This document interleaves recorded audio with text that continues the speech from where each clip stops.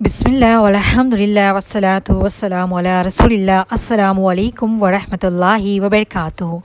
उम्मीद करती हूँ कि आप सब ईमान और सेहत की बेहतरीन हालत में होंगी। इंशाअल्लाह अज़्ज़ वजल अल्लाह सुब्हानहू व तआला आप सब की तरफ बढ़ने वाले हर शर को खैर में बदल दे। आमीन सुम्मा आमीन।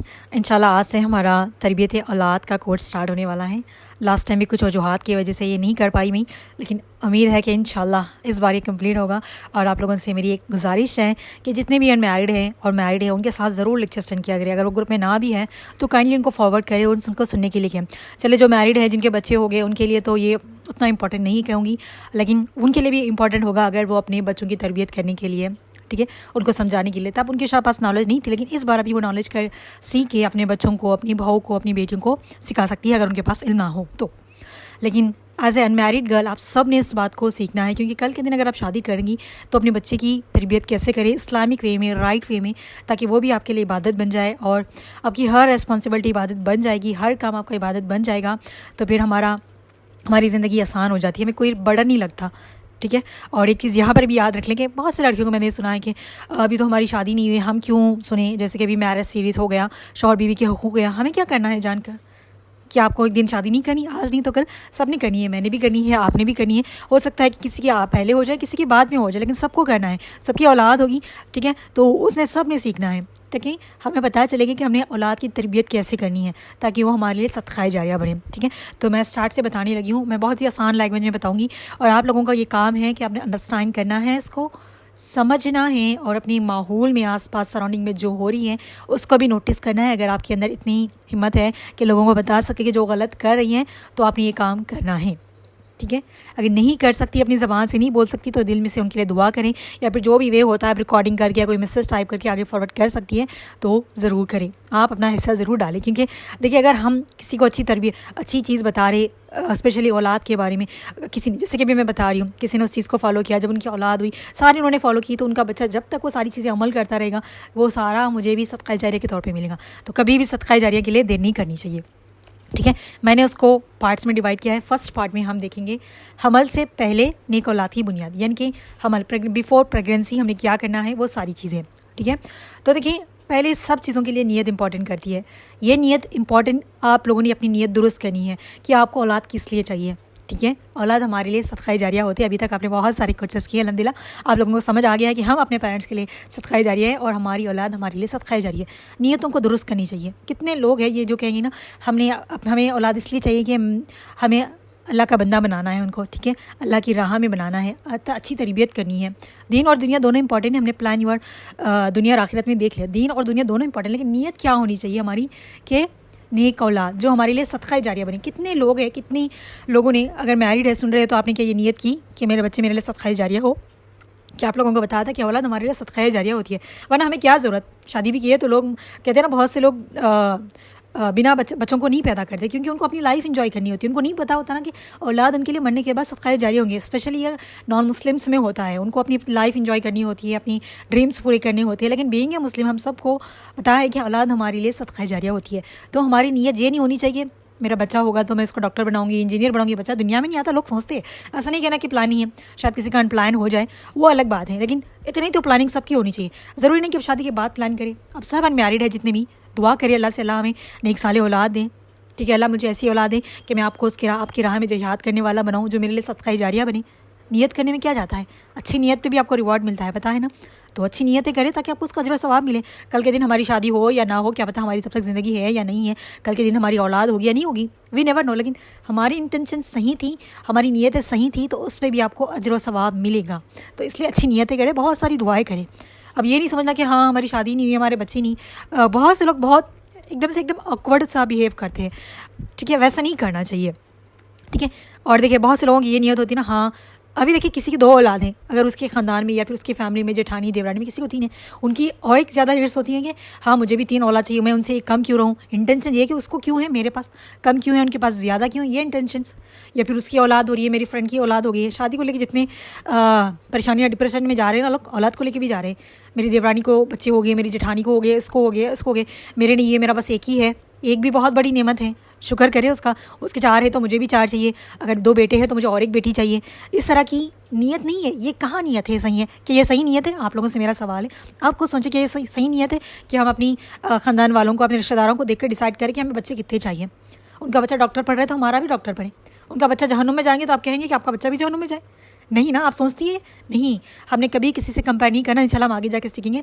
अपनी नीयतें दुरुस्त करनी चाहिए, अभी से नीयत दुरुस्त करें। और जितने भी मैरिड हैं जिनके बच्चे हैं, पहले नीयतें दुरुस्त नहीं की तो अभी नीयत दुरुस्त करें, अल्लाह से तौबा इस्तग़फ़ार करें, या अल्लाह मुझे नहीं पता था, जब क्या भी कोई भी अपनी नीयत की तो अभी नीयत करें कि मेरे बच्चे मेरे लिए सदक़ा जारिया है। मैं पूरी कोशिश करूँगी कि उनको अपने लिए सदक़ा जारिया बनाऊँ। कर सकते कि नहीं कर सकते? बिल्कुल कर सकते हैं, ठीक है। ऐसा नहीं कि बस हर कोई आलिम हाफिज़ बने, ज़रूरी नहीं है, लेकिन दीन के उसमें हम अपना हिस्सा ज़रूर डाल सकते हैं कि नहीं डाल सकते, ठीक है। अभी हर कोई आलिम हाफिज़ होना ज़रूरी है। आज लोग दीन की इतनी दावतें दे रहे कि आपको लगता है कि वो हर कोई आलिम हाफिज़ नहीं है, और आपको भी आलिम हाफिज़ होने की ज़रूरत नहीं है दीन को स्प्रेड करने के लिए। अगर आपको एक हदीस भी बताए तो आप दूसरों तक पहुँचाएंगे, वो आपका हक़ है, आपका फ़र्ज़ बनता है। इस चीज़ को अंडरस्टैंड करें और अपनी नीयतें दुरुस्त करें, ठीक है। आज ही से दुआ करना स्टार्ट करें, हर दुआ में अल्लाह से दुआ मांगे कि अल्लाह मुझे नेक साले औलाद दें जो मेरे लिए सदक़ा जारिया बनी, मैं उसको आपकी राह में यानी कि अल्लाह की राह में चलने वाला बनाऊंगी, ताकि आपके लिए सदक़ा जारिया बने। अगर आप दुनिया में चलने वाला बनाएंगे उसको, बस दुनिया में इन्वॉल्व है, तो क्या वो आपके लिए सदक़ा जारिया बनेगा? नहीं ना। तो आज से आप लोगों की क्या इंटेंशन होनी चाहिए? औलाद किस लिए चाहिए? ताकि वो आपके लिए सदक़ा जारिया बने। इसलिए नहीं कि सबकी है मेरी भी होनी चाहिए, सबकी शादियाँ हो रही मेरी भी होनी चाहिए, इसलिए ऐसी नीयतें नहीं रखनी चाहिए। देखिए सूरह सफ़ात आयत नंबर 100 में हज़रत इब्राहीम अलैहिस्सलाम ने क्या दुआ मांगी थी अल्लाह से? ऐ मेरे रब मुझे नेक औलाद अता फरमा। यहाँ से समझ आ जाती है कि हमारे लिए बच्चों के लिए भी प्लानिंग ज़रूरी है, उनके अच्छे मुस्तक़बिल के लिए हमें कैसी औलाद चाहिए, उसके लिए अच्छी प्लानिंग की ज़रूरत है। तो ये हज़रत इब्राहीम अलैहिस्सलाम ने मांगी थी औलाद से पहले कि अल्लाह मुझे नेक औलाद अता फरमा। हमने भी अल्लाह से मांगनी है, नेक औलाद फरमा, अता फरमा, फरमा बरदार फरमा, ठीक है, सदक़ा जारिया करने वाला फरमा। नहीं, आजकल हमारे कितने ऐसे हो गए ना, उस एक्ट्रेस को, इस मूवी स्टार को देखिए ऐसा चाहिए हमारा बच्चा, और नाम भी तो वैसे ही रखते हैं लोग। इंशाल्लाह मैं नाम का जब आएगा ना बताऊँगी, ठीक है। फर्स्ट क्या इंपॉर्टेंट करती है? नीयत, ठीक है। नीयत दुरुस्त होगी तो इंशाल्लाह सब अता करेंगे अल्लाह सुब्हानहू तआला। अगर कल के दिन आपकी औलाद ना भी हो तो अपनी नीयतें अच्छी की थी तो इंशाल्लाह आपको उस पर भी आपको रिवॉर्ड मिलेगा, ठीक है। तो हमेशा अल्लाह से दुआ है करते रहें कि अल्लाह हम सबको नेक साले औलाद और हम सफ़र अता करें। और मेरी भी दिल से दुआ है कि अल्लाह सुब्हानहू तआला जो बे औलाद हैं इनको नेक साले औलाद अता फरमाएँ, ठीक है। अभी देखें दूसरा, बच्चे की तरबियत, ठीक है। तो किसका हक़ है? ये माँ बाप का हक़ है, ठीक है। घर में जो कमाई होती है ना वो हलाल होनी चाहिए। देखिए हलाल रिस्क में बरकत होती है, और थोड़ा ही क्यों ना हो। जो हराम होता है ना वो हराम ही होता है। ये इसलिए बताया जा रहा है कि आप फर्स्ट आपने दुआ की, लेकिन आपने इसके बाद ये देखना है कि घर में हलाल इनकम हो। आप हराम खा रही है तो बच्चा भी हराम ही खाएगा। इस दुनिया में आने से पहले भी बच्चा बड़ा हो रहा है आपके पेट में, तो वो क्या होगा? हराम की कमाई खा रहा है, तो उसके अंदर कैसी खूबियाँ आएंगी, कैसी खूब आएंगी? जस्ट आप इमेजिन करें। आप सबको तो इतना तो पता है कि हम सब यहाँ पढ़े लिखे कि हम जैसे लोगों के साथ रहते हैं वैसे ही हमारे ऊपर असर होता है, जैसा खाते हैं वैसे ही असर होता है। तो हराम में कभी बरकत नहीं होती, आपको पता है। तो अच्छा हलाल कमाई, हलाल रिस्क। अगर कोई देखे, ऐसे बहुत से लोग हैं जिनके घर में हराम की कमाई आती है, ठीक है। हो सकता है कि किसी को ना पता हो कि हराम है, लेकिन जब पता है आपको तो आपने उसको रोकना है। अगर मजबूरी है, औरत हराम का कुछ खा रही है, तो बस उतना ही इस्तेमाल करे जितना उसकी नीड है। बहुत से ऐसे घराने हैं जिसमें शौहर हराम कमाई कमा रहा है, उसको भी पता है लेकिन वो छोड़ता नहीं है। वाइफ को भी पता है, उसको भी पता है, लेकिन उसको बोलती नहीं कि ये गलत है, ठीक है। वो भी इंजॉय करिए उस पैसे को, उसके बच्चे भी इंजॉय करें, पूरा ख़ानदान इंजॉय करे। नहीं, अगर आपको पता है कि आपका हस्बैंड कुछ हराम करे, उनको समझाए, अंडरस्टैंड करके नहीं सुनते हैं और आप मजबूर है वो हराम की कमाई खाने में, तो बस उतना ही इस्तेमाल करना चाहिए जितना ज़रूरी है, खाने पीने पहनने के लिए। अननेसेसरी किसी भी चीज़ों के लिए आपने इस्तेमाल किया तो आपसे उसका भी पूछ होगा, ठीक है। मजबूरी में आप इस्तेमाल कर सकती है, क्योंकि वाइफ हस्बैंड की जिम्मेदारी होती है, वो इस वजह से। तो हलाल कमाई खाएं, हलाल रिस्क, ठीक है। क्योंकि हलाल हम खाएंगे, हलाल करेंगे, हलाल में ही बरकत होती है। क्योंकि अब बच्चा पेट में है तभी से अब हराम खा रही है, हराम मतलब हराम खा रही है, हराम पहन रही है, हराम पैसे आपके घर में आ रहे, सब कुछ हराम का ही हो रहा है, तो बच्चे पे क्या असर होगा? वही असर होगा, ठीक है। जैसे कि देखिए नबी सल्लल्लाहु अलैहि वसल्लम ने फरमाया, हर वो जिस्म जो हराम से परवान चढ़ेगा आग उसको ज़्यादा हक़ रखती है। यानी कि जैसे कि बच्चा आपके पेट में है, आप सारा कुछ हराम ही खा रही है, आपके घर में हर चीज़ हराम की आ रही है, तो बच्चा क्या करेगा? हराम पे परवान चढ़ेगा। यानी कि उसकी नशोनुमा, उसकी ग्रोथ सारी किस पे हो रही है? हराम पे हो रही है। तो आग उस पर ज़्यादा हक़ रखती है, यानी कि हराम खाने वालों पे आग ज़्यादा हक़ रखती है, मतलब आग ज़्यादा होगी उसके लिए। तो आप लोगों ने क्या करना है? इसलिए हलाल कमाई खानी है, और रिश्ते करने से पहले हमें ये देखना है कि जो लड़का जो काम करता है वो हलाल से कमाता है रिस्क, या फिर हराम से कमाता है। लास्ट में जाके शादी के बाद ही पछताना नहीं है, ठीक है, मैरिज सीरीज़ में मैंने डिटेल में एक्सप्लेन किया, रिश्ते करने से पहले ही आपकी जिम्मेदारी बनती है कि अच्छे से इन्वेस्टिगेट करके आप शादी करें, ताकि आप खुद गुनाह में इन्वॉल्व ना हो, ना ही आपकी आने वाली नस्ल भी गुनाह में इन्वॉल्व हो। ठीक है, तो क्या करना है आपने, पहले नियत, फिर हलाल रिस्क, ठीक है, हराम से बचना चाहिए। और शादी से पहले ये देख लेना चाहिए कि आप जहाँ भी शादी कर रही है वो सही घराना हो, ठीक है, हलाल कमाने वाले हो, थोड़ा क्यों ना हो लेकिन हलाल कमाने वाले हो। नेक्स्ट आ जाता है दौरान हमल, ठीक है, जब प्रेगनेंसी कंसीव हो जाए किसी को उस टाइम पे, ठीक है, ये बहुत अहम पार्ट है जो आप लोगों ने अंडरस्टैंड करनी है। हमारे यहाँ ये बहुत सारी चीज़ें ऐसी होती हैं ना, बहुत गलत चीज़ें हमारे यहाँ होती हैं, ठीक है। तो पहली बात याद रखिए, जब आपको कोई भी खुशी हो, प्रेगनेंसी हो या कोई भी हो, अपनी खुशियाँ और गम बस उन्हीं के साथ बांटें जो आपकी खुशी में दिल से खुश हो और आपके गम में दिल से गम हो और आपको सजेस्ट करने वाले, गाइड करने वाले हो।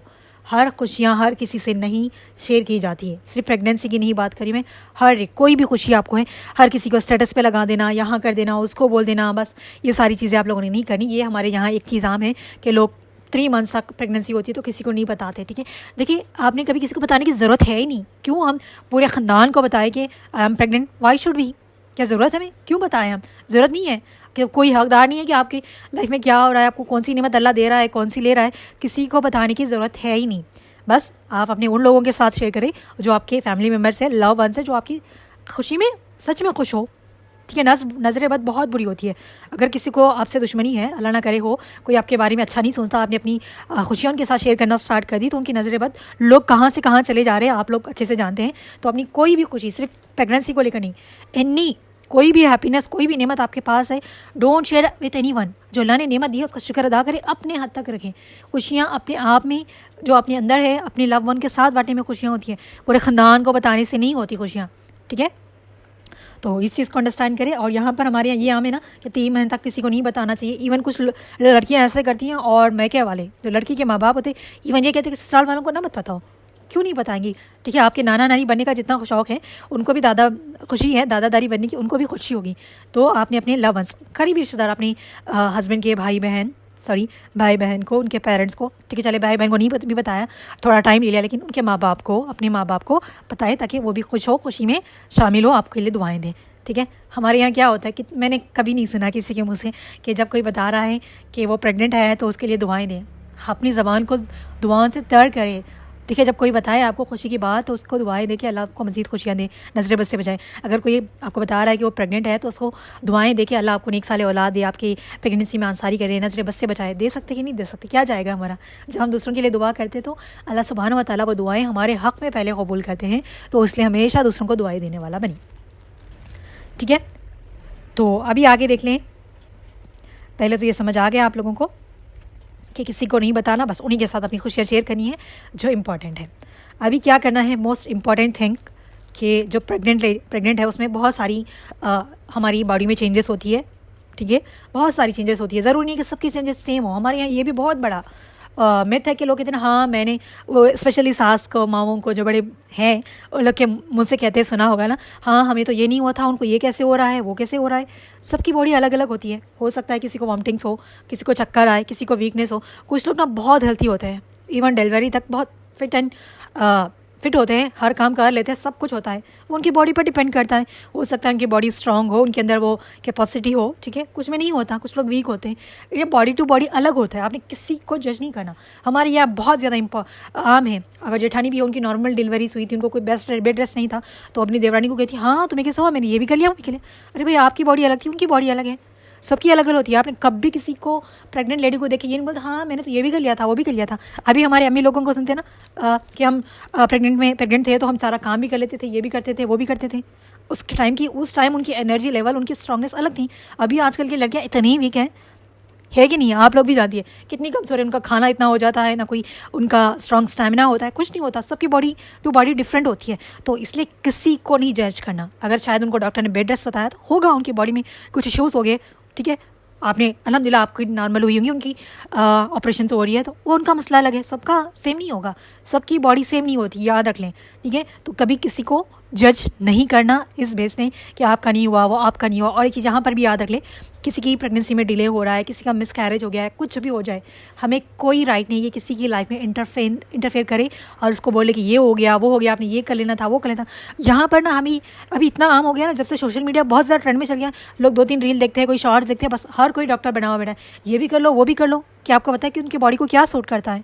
आप डॉक्टर नहीं है। जब तक आपने डॉक्टर की पढ़ाई नहीं की, आप किसी को सजेस्ट नहीं कर सकते ये भी कर लो, वो भी कर लो।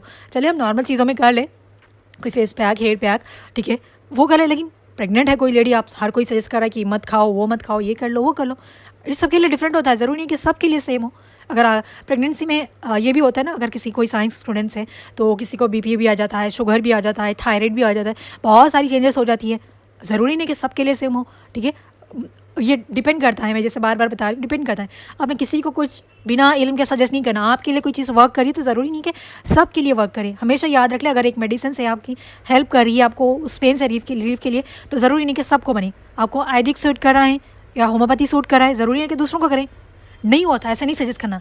ऐसे हमारे रिश्तेदार में किसी को हुआ था, किसी ने उनको अच्छे से वर्क कर गया होम्योपैथी या कुछ, उनको सजेस्ट किया, जब उन्होंने वो इस्तेमाल किया तो उनकी सारी हालत रहेगी। ज़रूरी नहीं कि हर बॉडी को सब सूट करे। कुछ लोगों को इवन मेडिसिन तक भी नहीं सूट कर जाती। तो ये बॉडी टू बॉडी डिफर होता है, तो आप लोगों ने इसको अंडरस्टैंड करना है। किसी को ये फालतू में सजेशन मत दें, ये आपका कोई काम नहीं है। अगर आप किसी के लिए कुछ कर सकती हैं तो प्लीज़ उनके लिए दुआ करें, उसके अलावा कुछ मत करें। अगर वो आपके घर में कोई प्रेग्नेंट है, आपकी बहन हो सकती है, आपके कोई भी हो सकते हैं, अगर है तो उनकी देखभाल के लिए कुछ कर सकती है तो अपना हिस्सा डाले। वो भी नहीं कर सकती तो खामोश रहे, लेकिन इस तरह की फ्री की सजेशन किसी को ना दे, ना इस मोमेंट पे, ना किसी भी चीज़ में। हमने किसी को फालतू में फ्री की सजेशन ज्ञान नहीं बांटना, ठीक है।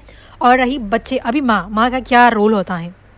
वैसे तो देखिए, बच्चा जब पेट में आता है ना, तो मैं आपको इंशाल्लाह मैं नेक्स्ट लेक्चर में बताऊंगी कि कैसे फर्स्ट क्या डेवलप होता है, क्या होता है। थोड़ा ये साइंटिफिक वे में होगा, तो इंशाल्लाह मैं वो नेक्स्ट लेक्चर में बताऊंगी। अभी मैं थोड़ा ओवरव्यू बता रही हूँ, उसको समझ लें माँ ने क्या करना है, ठीक है। पहले तो आप लोगों ने पहले से 5 नमाजी होना चाहिए। ऐसा नहीं कि हम प्रेग्नेंट हैं 5 नमाज़ पढ़ेंगे, मोबाइल का कम इस्तेमाल की नहीं, ये तो हमारे लिए हमेशा के लिए है। लेकिन इसमें और भी ज़्यादा ख्याल रखना चाहिए, नमाज़ों की पाबंदी करें, ठीक है। अगर खड़े के नहीं पढ़ सकती, बैठ के पढ़ लें, लेकिन मिस मत करें। कभी नमाज़ को नहीं मिस करना, नमाज, रोज़े, ठीक है। रोज़े आप रख सकती है, रमज़ान में आ गया तो अगर आपने कि डॉक्टर ने कंसल्ट किया कि आप रह सकती है, कोई मसला नहीं है आपको, आपकी बेबी को, तो बिल्कुल आप रह सकती है। ज़िक्र अस्कार, ठीक है, कुरान से जुड़ी रहना, अच्छी चीज़ें देखना, अच्छी चीज़ें सुनना, कुरान की तिलावत करना। और ये भी चीज़ बहुत ज़्यादा आम है कि लोग प्रेगनेंसी में बस सूरह मरियम पढ़ते जाते हैं। ये कहाँ से, कहीं से साबित नहीं है कि सूरह मरियम की तिलावत करती है। अगर आप पढ़ रही है तो समझ के पढ़े ना, अंडरस्टैंड करके पढ़े। बस ना कोई समझ है ना अंडरस्टैंड है, उसमें क्या है, बस पढ़ते जाते हैं रट्टा रट्टा, बस पूरी कुरान की तिलावत छोड़ देते, बस यही सुबह शाम सुन रहे हैं, लगा रहे हैं। नहीं, ऐसे नहीं करना। पढ़े अच्छी बात है, लेकिन पूरी कुरान की तिलावत करनी है आपने। अगर आप सूरह मरियम पढ़ रही है तो पहले उसका तर्जुमा तफसीर सुने, तब आपको पता होगा कि जो प्रेगनेंसी का जो है किस तरह से होता है, वो सारी चीज़ आपको अंडरस्टैंड होगी, समझ आएगी। नहीं, हमारे यहाँ बस कोई भी चीज़ ना, बस वजीफ़ा चाहिए या फिर कोई ऐसी चीज़ है उसको रट्टा मारने, लोग बहुत ज़्यादा टाइम होता है रट्टा मारने के लिए। लेकिन उसी टाइम पे समझ के अंडरस्टैंड करने के लिए अंडरस्टैंड करेंगे तब हमारे अमल में कुछ आएगा ना। रट्टा मारने से कुछ आता है? कोई अननोन लैंग्वेज जब रट्टा मारी सुबह शाम, पूरे दिन, पूरा महीना, पूरे 9 महीने, पूरे 1 साल, बस रट्टा मारी, कुछ समझ आया आपको? नहीं आया। वही समझ के पढ़ेंगी तो फ़ायदा होगा, ठीक है। और कोई भी ऐसे वज़ाइफ वगैरह प्लीज़ काइंडली नहीं है, मत करें। नॉर्मल डिलीवरी कहकर लोग ये कहकर बहुत सारी चीज़ें आम हो गई। लोग ऐसे बाबा वगैरह के पास भी जाते हैं, तावीज़ बना के बच्चे की नॉर्मल डिलीवरी होगी, लड़का ही होगा, लड़की होगा। देखिए, लड़का होगा, लड़की होगा, सब नसीब की बात है। अल्लाह ने जिसको जो देना होता है वो देगा। बस आपकी औलाद हो रही है, उस पर शुक्र अदा करें। लड़का लड़की से क्या फ़र्क पड़ता है? आज के ज़माने में तो बिल्कुल फ़र्क नहीं पड़ता, बिल्कुल नहीं फ़र्क पड़ता, ठीक है। सबके उतने ही खर्चे होते हैं, और देखा जाए तो लड़के के ज़्यादा खर्चे होते हैं। आपने तो उसको पूरी लाइफ अपने घर रखना होता है। लड़की को तो अब 18, 20, 25 साल, 30 साल हार्डली रखेंगे अपने पास, बाकी उसके बाद शादी कर देंगे। पता नहीं, लोगों को शादी बहुत ज़्यादा बोझ लगता है, लेकिन जब बेटा होता है तो बहू भी आती है, फिर पोतरा पोतरी, उनकी भी सारी, अगर बच्चा नहीं कमा रहा है तो अपने उसकी सारी देखभाल करनी पड़ती है। करते कि नहीं करते? पता नहीं क्या है लोगों की सोच, इतनी सारी शिरक बिदत में इन्वॉल्व हो जाते हैं लोग। अल्लाह का मर्तबा ना किसी और को दे बैठते हैं, चले जाते हैं यहाँ वहाँ के। वो कहेंगे ये खाने से बेटा हो जाएगा, वो खाने से बेटा हो जाएगा, ये खाने से औलाद हो जाएगी। दुआ करें, दुआ मोमिन का हथियार है, ठीक है। आपको लड़का चाहिए, मांगना कोई गलत बात नहीं है, लेकिन दुआ करें अल्लाह से, ठीक है। जो भी दे अल्लाह खुश हो जाए, ठीक है। जिसके पास औलाद है ना, कभी जो बे औलाद है उनकी तरफ देखिए, उनसे कभी बात करके देखिए। जो कमी, जो नेमत अल्लाह ने आपको दी है ना, लड़का हो लड़की हो, आप उस पर दिल से शुक्र अदा करेंगी, ठीक है। तो इस चीज़ों से भी बचना चाहिए। और माँ स्पेशली लड़ाई झगड़े बुराई बुरे लोगों के साथ जहाँ नेगेटिव बातें हो रही है, चोरी गिबलत चुगली गिबलत सारी चीज़ों से प्लीज़ दूर रहें। नॉर्मल टाइम पे भी हमने दूर रहना है, इस हालत में भी दूर रहना है, क्योंकि बच्चों के ऊपर असर पड़ता है, आपके ऊपर भी असर पड़ता है। अभी सिंपली एग्जाम्पल देख लें, आप घर में रहती हैं, वहाँ लड़ाई झगड़े का माहौल हो रहा है, अगर आप वहाँ पर प्रेग्नेंट है, आप वो सारा माहौल देख रही है, आपका माइंड पे असर होगा कि नहीं होगा? होगा कि नहीं होगा? अगर प्रेग्नेंट भी नहीं है, अगर हमारे घर में लड़ाई झगड़े कुछ बुरा माहौल चल रहा है, तो हमारे ऊपर असर पड़ता है कि नहीं पड़ता? असर पड़ता है, तो बच्चे के ऊपर भी असर पड़ता है। तो अपने आप को इन सब चीज़ों से बचाएं। और एक चीज़ ये भी कि अपने ससुराल में रहे जब तक प्रेग्नेंट है, ठीक है। लोग बस कंसीव करते कि नहीं कि अपने घर पूरे 9 महीने रहते हैं मायके में, क्यों? और उनका शौहर कभी आता भी है, नहीं भी आता, बच्चे की पैदाइश भी आ जाते हैं लोग। चले जो आउट ऑफ रहते हैं उनकी तो अलग बात है, लेकिन जो आपके साथ रह सकते हैं, तो अपनी जब तक आपके अंदर है हिम्मत है, आप कुछ काम कर सकती हैं, अपनी शौहर की अपनी देखभाल कर सकती है, तो अपने ससुराल में रहें। अभी अल्हम्दुलिल्लाह ये बहुत अच्छा, मैंने बहुत से लोगों को देखा है कि वो अपने ससुराल में ही रहती है, इवन आप उनकी डिलीवरीज़ भी वहीं हो रही हैं।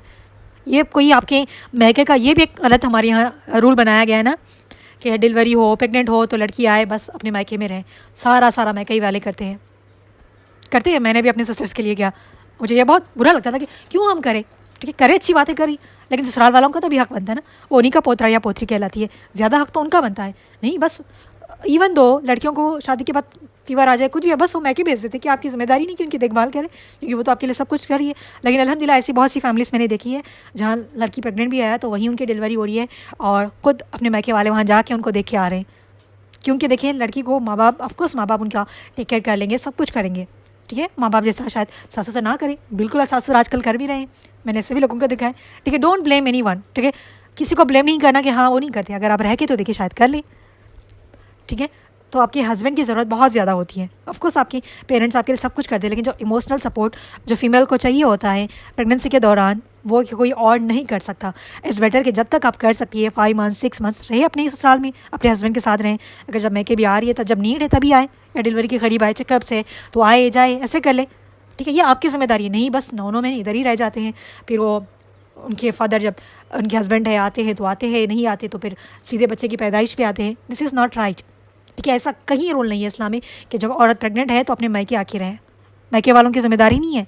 ये भी अलग है, पहले शादी करो। लोग लड़की को लेके लड़की क्यों नहीं चाहते, आप पता है, पहले शादी की जिम्मेदारी, फिर प्रेग्नेंट है तो घर में आएगी तो उसके अलग से खर्चे, क्योंकि प्रेगनेंसी में ज़्यादा अच्छी चीज़ें खानी है तो उनका दुगना खर्चा। डिलीवरी के लिए अभी नॉर्मल हो या ऑपरेशन हो, कुछ भी हो, अभी तकरीबन खर्चे बहुत अच्छे आ जाते हैं, तो वो एक अलग से। इस वजह से भी लोग नहीं चाहते लड़की को, क्योंकि हमने खुद अपने ऊपर एक जिम्मेदारी और ज़्यादा ले ली है।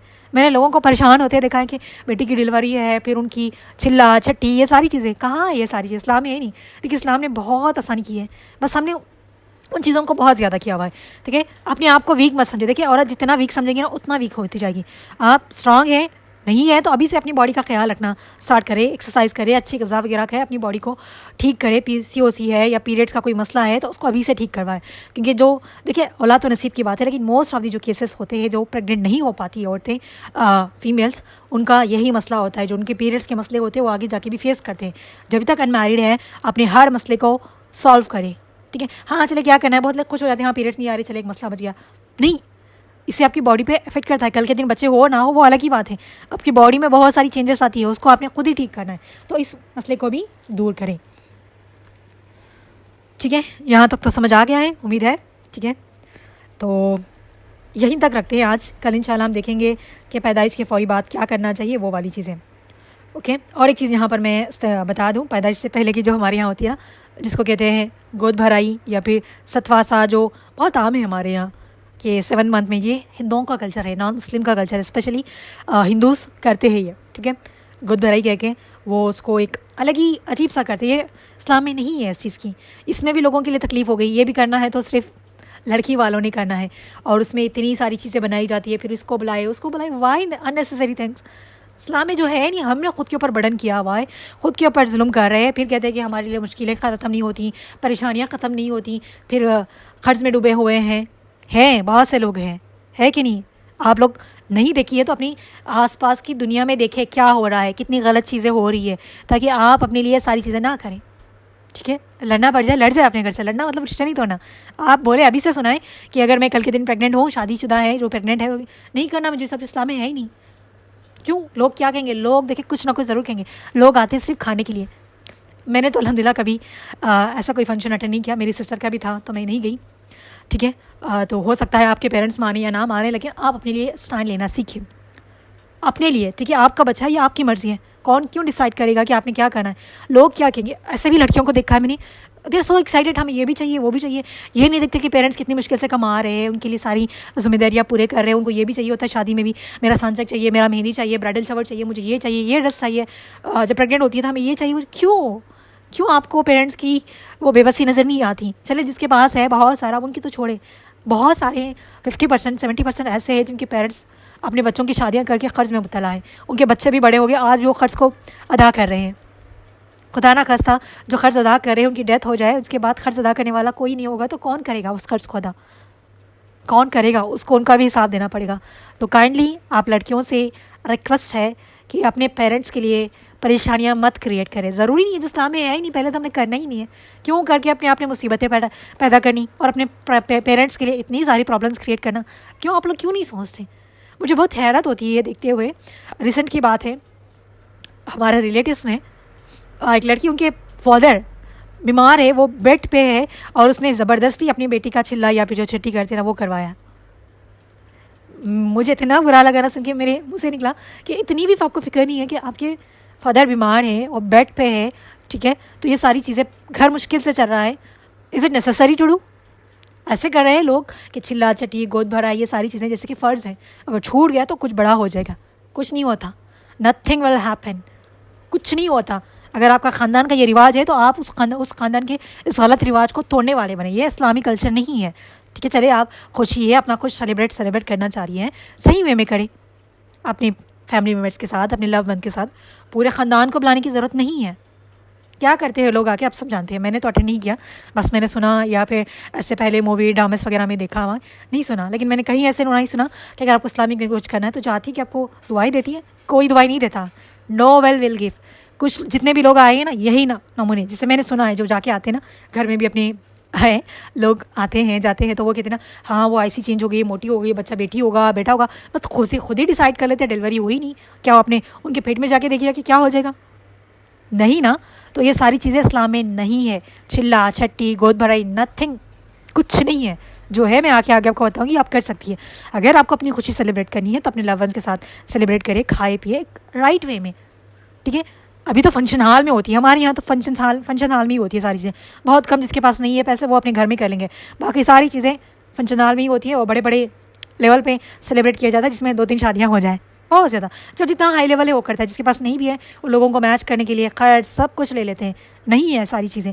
आप लोग जिसकी शादी नहीं हुई वो तो अपना माइंडसेट चेंज करें, अपने आप को बनाएं, अपने राइट्स के लिए स्टैंड लेना सीखें। हो सकता है कि आपके फैमिली वाले नाराज़ होते हैं, होने दें, ठीक है। अल्लाह को नाराज़ नहीं होने देना, हमने वो सारी चीज़ें हमारी लाइफ से निकाल बाहर करनी है, क्योंकि हमने अपनी जनरेशन को दीन के मुताबिक चलाना है। चलिए हमारे पिछले जो गुजरे हैं उनको दीन का इल्म नहीं था, उनको समझाना वो हमारे बस की बात नहीं है, ठीक है, वो हमारे बस की ना बात नहीं। उनसे बहस करना, उनको समझाना मतलब हमारा सर दीवार पे फोड़ने के बराबर है। लेकिन हम अपनी जनरेशन के लिए अपने लिए चेंज कर सकते हैं। हो सकता है हम अपनी शादी में भी बहुत सारी चेंजेस ना कर सकें, लेकिन हमारी औलाद के लिए हम अपने लिए स्टैंड ले सकते हैं। किसी का कोई हक़ नहीं, आप उसके लिए ठहर सकती हैं। तो आप लोगों ने अपने लिए जो हुकूक़ है, अपने राइट्स थे, शादी को लेकर, हर चीज़ को लेकर सारे राइट्स आपको पता होने चाहिए। पता होंगे तभी तो अपने लिए स्टैंड ले सकेंगे ना, पता होगा तभी तो हम कह सकेंगे कि नहीं ये करना तो हम नहीं करेंगे। नो, अभी जो क्या जा रहा है ना, मॉम टू बी करना कोई गलत बात नहीं है, लेकिन the way you are celebrating that's wrong. इस्लाम में नहीं है, इस्लाम में ये नहीं कहा कि अपनी खुशी को सेलिब्रेट ना करो, लेकिन जैसे हम सेलिब्रेट कर रहे हैं वो गलत है। क्या करते हम, बस इनको बुला लिया, उनको बुलाया, स्टेटस डाल दिया शो ऑफ के लिए। ये नहीं, आपको सेलिब्रेट करना है करें, कोई गलत बात नहीं है। किसी को दिखाने के लिए अपनी खुशी अपनी लव वंस के साथ करें, ज़रूरी नहीं है। और ये नहीं बोला कि ये भी हमारा इस्लाम का हिस्सा है, जैसे चिल्ला चट्टी गोद भराई जो भी कहते हैं ना, हम मुसलमान हैं हम करते हैं, लोग तो समझते हैं कि ये भी दीन का एक हिस्सा है। नहीं, अगर आप कुछ सेलिब्रेट कर रही है, अभी बहुत से लोग ये भी कर रहे हैं ना, grandmother, grandfather, father to be, mother to be, bride to be, करने में कोई हर्ज नहीं है, लेकिन द वे यू सेलिब्रेट वो इंपॉर्टेंट है। जब आपके पास है कुछ चीज़ें करने के लिए, आप अपनी इस्तात के मुताबिक अपनी खुशियाँ सेलिब्रेट करें, ना कि लोगों को बुला के तमाशे करके इस तरीके से शो ऑफ करके उसको एक पर्टिकुलर बना दिया, हाँ सब कर रहे हैं मैं नहीं करूँगी तो कैसा। नहीं, अगर आपके पास है करें, कोई मसला नहीं है, लेकिन राइट वे में, बस कुछ लोग स्कॉलर कहते हैं ये एकदम से हराम है। देखिए हराम नहीं है अपनी खुशियों को सेलिब्रेट करना, लेकिन इसलिए बहुत से स्कॉलर्स को हराम ऐसे क्यों कहते हैं कि वन इसलिए कर देते हैं कि लोग इसको एक कल्चर ना बना ले, दीन का एक हिस्सा ना बना ले, फिर इसको लेकर लोग अपनी यानी कि गुमराही में ना चले जाए इसलिए। लेकिन आप अब कुछ सेलिब्रेट कर रही है तो राइट वे में करें, अपने घर तक अपने लव वंस के साथ, कि नहीं कि लोगों को बुला रहे, सोशल मीडिया पे डाल रहे, इसको दिखा रहे, हमने ये कहते नहीं। अपनी खुशियाँ अपने हाथ तक, अपने उन लोगों के साथ जो आपकी खुशियों में खुश होते हैं, बस सबको बुलाने की कोई ज़रूरत नहीं। पूरा ख़ानदान है, पता है लोग कहाँ कहाँ से आ जाते हैं, मोहल्लेदार, ये वो। Why it is necessary? It's not at all necessary. खुद सोचे ना, अल्लाह ने आपको दिमाग दिया है, सोचे। मैंने तो अभी आप लोगों को बताया मैं इस फील्ड में 4 से 5 साल से हूँ, लेकिन मुझे बहुत ज़्यादा ख्याल आते थे बचपन से, ऐसे क्यों करते हैं, वैसे क्यों करते हैं। इतने ऐसे लोगों को देखे ना, घर जब कोई आता है मांगने के लिए कि बच्चे की शादी है, ये करना है, वो करना है, लिटरली आई वाज शॉक। क्यों लोगों ने इतनी मुसीबतें बना ली है कि शादी के लिए लोग घर मांगते फिर रहे हैं। क्यों? क्योंकि उनको जहेज़ में कुछ देना है, शादी ऐसे करनी है, फंक्शन हॉल में करनी है। कितनी मुश्किल से करी है। अल्लाह ने दीन इतना आसान बनाया है ना। मुझे बहुत ज़्यादा डाउट्स आते थे, बहुत से मैं सवाल भी करती थी। मुझे पता है ऐसा लगता था कि इतनी सारी चीज़ें, लोग तो कहते हैं कि दीन बहुत आसान है, भी इतनी सारी, जब पढ़ा तो समझ आया ना दीन इतना प्यारा और इतना आसान है। ये सारी जो हमारे लिए मुश्किलें परेशानियाँ जो बनाई ना, हम खुद इंसानों ने बनाई है। शादी कितना आसान रखा हुआ अल्लाह ने, जब बच्चे की पैदाइश है तो वो भी कितना आसान है कि नहीं है। किसी की डेथ हो जाए आसानी है, डेथ पे भी कितनी सारी चीज़ें होती है ना, 20वां 30वां 40वां बरसी फंक्शन हॉल में हो रही है। हमारे यहाँ आपको पता है लिटरली वो शादी की तरह हो रही है। आप लोगों के यहाँ किसी ने ये देखा नहीं, हमारे यहाँ लिटरली जितना हाई स्टेटस उसके लेवल पे फंक्शन हॉल में हो रही है। अभी अच्छे से मस्त खाना भी इतना अच्छा लाजवाब बना रहे हैं कि जैसे कि वो खाना उनके लिए बस बख्शिश करवा देगा। खाने वाले कौन होते हैं? ज़रूरतमंद नहीं होते, अच्छे खासे लोग होते जाके खा रहे होते हैं, है कि नहीं है। तो इस चीज़ को अंडरस्टैंड करें, ठीक है।